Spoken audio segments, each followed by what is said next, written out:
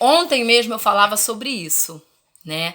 Eu falava que tudo na vida da gente tem uma consequência, né? Os próprios últimos acontecimentos aí do nosso país é uma consequência. A gente vai estudar sobre algumas histórias que aconteceram na Bíblia e que foi preciso o povo passar. E Deus queria que o povo passasse aquilo ali. E eu falava ontem até sobre a história de Jeremias. Não vou entrar em detalhes porque a gente vai estudar ainda sobre o livro de Jeremias. Mas Jeremias, ele coloca um junco, né? Que era uma madeira e um cordão aqui no pescoço e se apoia, né? Tipo boi. Da forma que o boi andava com aquele junco, assim ele andava, com uma corda e as duas madeiras. E ele andou assim no meio do povo, para representar que era a vontade de Deus soberana que Nabucodonosor levasse eles cativos. Que eles passassem por esse cativeiro, para eles aprenderem a não ter mais idolatria, a não se misturar mais no meio dos povos, para quando Deus der uma ordem que é para exterminar tudo aquilo que não provém dele, era para exterminar, não era para trazer despojo para si, e nem no meio da guerra deixar um ou outro vivo, que Saul fez isso também, e também o Senhor condenou na guerra dos Amalequitas. Ele vai lá e avisa os queneus, diz pros queneus assim, ó, a gente vai guerrear aí, vocês fogem. Agora eu não lembro por quê que ele quis agraciar os queneus, e deixa eles vivos, ainda deixa... Eu esqueci o nome do rei, né, dos amalequitas vivos, Agag, deixa Agag vivo. E ainda traz os despojos para casa, interesses políticos, ambição, né? Traz ainda bens materiais para casa, quando Deus falou que, ó, né, quando Deus dá ordem para que desse fim em tudo, Deus está falando tudo. Então tem que obedecer. Se o Senhor falar para você assim, olha, se afasta daquela amizade, que ela não é para você. Olha, se distancia desse pecado, né, de estimação que você tem. É para se afastar mesmo, porque isso pode acarretar na sua descendência, pode acarretar algo trágico acontecer para o fruto do seu ventre, para... Entendeu? Uma condenação dessa forma. Foi o que aconteceu com Davi. Então vamos lá. Qual foi a história de Davi? Davi diz que ele estava ocioso, estava à toa, digamos assim, né? De boa. O povo na guerra, Joabe era o seu general, né? O capitão do seu exército, Joabe pra guerra. Foi todo mundo pra guerra, guerrear. Em vez dele ir pra guerra, ele estava ocioso lá no terraço dele, na varanda. E ali, como ele estava à toa, ele avistou uma linda mulher. E ela se chamava Betseba. Se escreve Bateseba, mas se lê Betseba.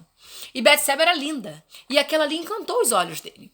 Entendeu? Aí o que ele fez? Ele adulterou com aquela mulher. Ela era mulher de Urias, ela era casada. E depois que ele comete o adultério com ela, ele ainda trama colocar Urias no meio de uma batalha, na frente, se eu não me engano, da batalha, para morrer. E ele mata Urias. Ele não mata diretamente, mas joga ele para morrer. Aí vai vir o profeta Natan e vai repreender aquele ato de Davi. Vai falar para Davi que aquilo não foi bom aos olhos do Senhor e condena Davi não a morrer, mas que o fruto daquele amor, do relacionamento dele com Betseba, aquele fruto que é o fruto do adultério seguido de um homicídio, ele iria perecer. Aí a Bíblia diz, olha que coisa interessante. Primeiro eu quero falar sobre ficar à toa. Tem um ditado que minha mãe sempre diz, né, e a gente escuta até hoje, mente vazia é oficina satânica, né? Cabeça que tá vazia, que não tá ocupada fazendo as coisas do Senhor, não tá ocupada estudando para um Enem, para uma faculdade, para concluir o ensino médio ou um cursinho, seja de inglês, de enfermagem, sei lá o que vocês querem fazer da vida. A mente, quando ela não tá ocupada, ela só pensa besteira. Só maquina besteira, pornografias e outros pecados sexuais. Não só pecado sexual, mas vê abobrinha, vê um monte de coisa que não deve na televisão. Deixa o Senhor de lado e troca o Senhor por uma...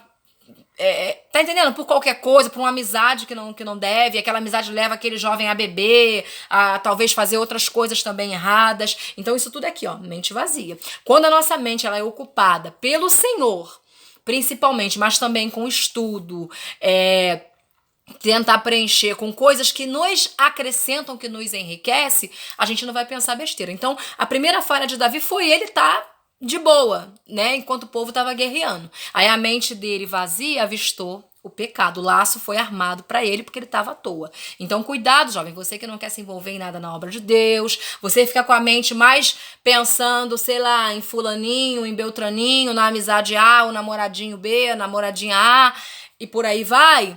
Cuidado. Conforme você vai ocupando sua mente com essas tranqueiras, Satanás pode lhe armar um laço, rabandará, subcantarás. Pode te ser feito por laço contra a sua vida. Então a gente já começa a aprender aqui com Davi. E segundo, que todo pecado ele tem uma consequência.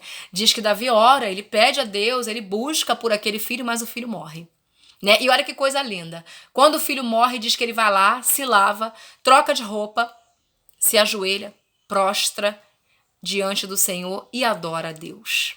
E reconhece que aquilo ali era inevitável, porque ele plantou. Ele não ia plantar, né, algo mal e Deus ia ser bonzinho com ele. E a Bíblia diz que depois de passado um tempo, ele vai ficar com Betseba, ela vai ser a esposa dele, e dessa união, desse enlace matrimonial, vai gerar Salomão, né? Que a gente já sabe da história, mas a gente mais na frente vai bater um pouco mais a história de Salomão. Não é a hora da gente falar de Salomão, não. Mas aí vamos lá, ele vai ter Salomão. Mas ele também tem outros filhos. Então não acontece só dele perder esse filho. O que vai acontecer? A Bíblia vai contar... Deixa eu ver quantos minutos tem já. Vamos contar no outro vídeo, tá bom? No outro vídeo eu conto o que vai acontecer também aos filhos de Davi.